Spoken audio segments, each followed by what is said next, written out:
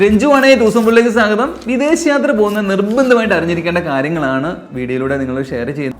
ഇന്ന് നമ്മൾ നോക്കാൻ പോകുന്നത് ജോർജിയനെ പറ്റിയാണ്. ജോർജിയയുടെ പ്രത്യേകത എന്താണെന്ന് വെച്ച് കഴിഞ്ഞാൽ യൂറോപ്പിനെ പോലെ വളരെ ബ്യൂട്ടിഫുൾ ആയിട്ടുള്ളൊരു കൺട്രിയാണ്. സെയിം ടൈം വളരെ റീസണബിൾ റേറ്റിൽ നമുക്ക് പോകാൻ പറ്റുന്നതാണ്. അതേപോലെ ടൂറിസം ഓവർ എക്സ്പ്ലോയിറ്റഡ് അല്ലാത്ത ഒരു രാജ്യവും കൂടിയാണ് ജോർജിയ.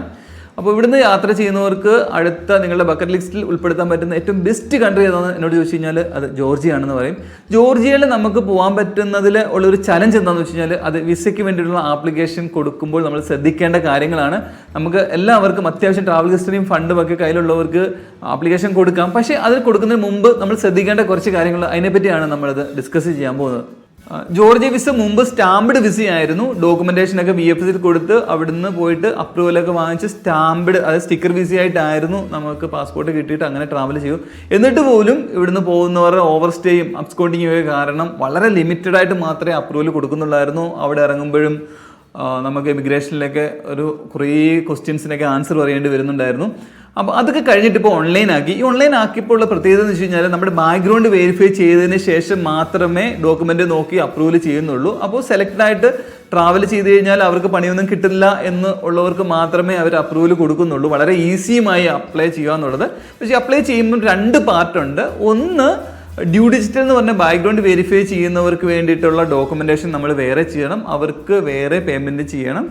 അതേപോലെ മിനിസ്ട്രി ഓഫ് എക്സ്റ്റേണൽ അഫയേഴ്സിന്റെ ഓൺലൈനിൽ അവരുടെ വിസ ഡോക്യുമെന്റേഷൻ കൊടുത്തിട്ട് അവിടെയും സബ്മിറ്റ് ചെയ്യണം. അപ്പം 2 പാർട്ടായിട്ടാണ് നമ്മളിപ്പം വിസ അപ്ലൈ ചെയ്യുന്നത്. ഡോക്യുമെന്റിനെ പറ്റി നോക്കാം. പ്രധാനമായിട്ട് വേണ്ടത് 2 ഡോക്യുമെന്റ് ആണ്. ഒന്ന് ബാങ്ക് സ്റ്റേറ്റ്മെന്റ്. ബാങ്ക് സ്റ്റേറ്റ്മെന്റ് അത്യാവശ്യം 2 lakhs എങ്കിലും ഫണ്ടുള്ള ബാങ്ക് സ്റ്റേറ്റ്മെന്റ് വേണം.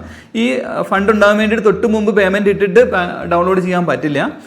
റിക്കറിംഗ് ആയിട്ട് പേയ്മെൻറ്റ് വന്നു പോകുന്ന ഒരു ട്രാൻസാക്ഷനുള്ള ബാങ്ക് സ്റ്റേറ്റ്മെൻറ്റ് വേണം.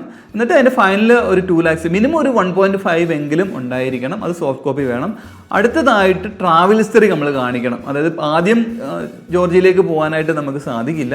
അത്യാവശ്യം വേറെ രാജ്യങ്ങളിലേക്ക് പോകണം. അത് സ്റ്റാമ്പ്ഡ് വിസയാണ് എങ്കിൽ അതാണ് നമ്മൾ കൊടുക്കേണ്ടത്.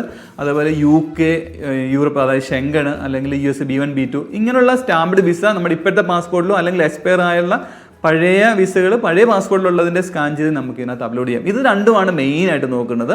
അതുപോലെ അവർക്ക് ആധാറിൻ്റെ നമ്മുടെ നമ്പർ കൊടുത്തിട്ട് OTP വെരിഫൈ ചെയ്യാനായിട്ടൊരു ഓപ്ഷൻ ഉണ്ട്. അത് നിർബന്ധമായിട്ട് കൊടുക്കണം.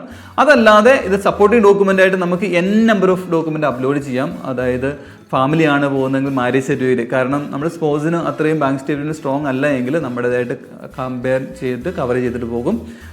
അതേപോലെ ലീവ് സാക്ഷൻ കമ്പനി എന്നുള്ളത്, സാലറി സ്ലിപ്പ്, പിന്നെ അതുപോലെ പ്രധാനപ്പെട്ടതാണ് അവിടുത്തെ ലാൻഡ് പാക്കേജ്. ഞങ്ങളെപ്പോലുള്ള ടൂർ ഓപ്പറേറ്റർ ലാൻഡ് പാക്കേജ് ചെയ്ത് അവിടെ നിന്നുള്ള കൺഫർമേഷൻ അതിനകത്ത് അപ്ലോഡ് ചെയ്യാം. അങ്ങനെ നിങ്ങൾക്ക് എന്തൊക്കെ ഇതുമായിട്ട് സപ്പോർട്ട് ചെയ്തിട്ട് കൊടുക്കാൻ പറ്റുമോ അതെല്ലാം ഈ സപ്പോർട്ടിംഗ് ഡോക്യുമെൻ്റ് ആയിട്ട് കൊടുക്കാം.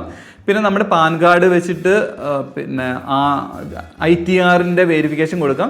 മിക്കവാറും അതിന് തയ്യാറാവില്ല. അത് വെച്ചില്ലെങ്കിൽ പോലും കുഴപ്പമില്ല. പക്ഷേ നിർബന്ധമായിട്ട് ആധാർ വെരിഫിക്കേഷൻ കൊടുക്കേണ്ടതുണ്ട്.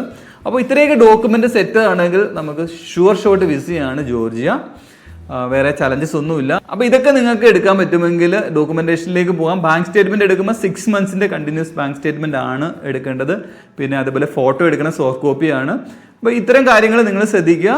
നിങ്ങൾക്ക് from start to end visa ആപ്ലിക്കേഷനെ പറ്റി അറിയണമെങ്കിൽ കമൻറ്റ് ചെയ്താൽ മതി. നമുക്ക് വിസ ഇങ്ങനെ അപ്ലൈ ചെയ്യുന്നത് എന്ന് നമുക്ക് നോക്കാം. 5 ദിവസത്തിനുള്ളിൽ തന്നെ നമുക്ക് വിസ അപ്രൂവലായി വരുന്നതുകൊണ്ട് വളരെ ഈസി ആയിട്ട് നമുക്ക് വിസ ചെയ്യാം. ഇതേപോലുള്ള ഇൻഫർമേറ്റീവ് ആയിട്ടുള്ള വീഡിയോസ് ആണ് നിങ്ങളുമായിട്ട് ഷെയർ ചെയ്യുന്നത്. അപ്പോൾ ഓക്കെ, താങ്ക് യു, ബൈ.